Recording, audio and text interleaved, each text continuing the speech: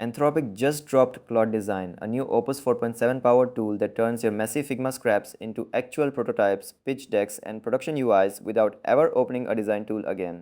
Figma stock dropped 7% in hours. Every AI design startup just lost funding. And LinkedIn basically crashed because every junior designer had to do what coders did back in 2023, update their job title to prompt engineer.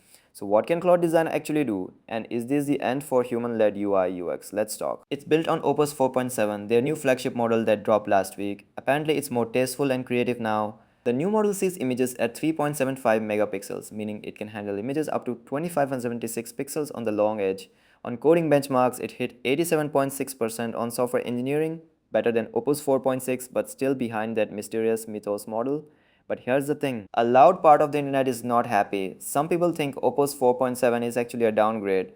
There's even a conspiracy that they purposely made 4.6 worse over time, so 4.7 would look better on launch day. Me, I believe every conspiracy I hear, but these demos are straight up insane. Claude Design can build you a basic UI easily, but for interactivity, Claude is way ahead. All these demos are fully interactive, working animations, sliders you can tweak. You can ask for different animation styles for a chat app or generate 100 loading spinners for your next side project that will definitely go nowhere.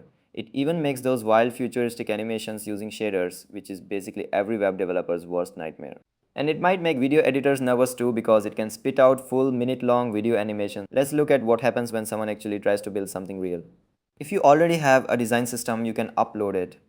Claude lets you link a GitHub repo or directly upload a Figma file. That means as a designer, you only make a couple screens and Claude handles the other 100. Okay, that's Claude Design. Cool demos, real potential, still a work in progress. Thanks for watching. Catch you in the next one.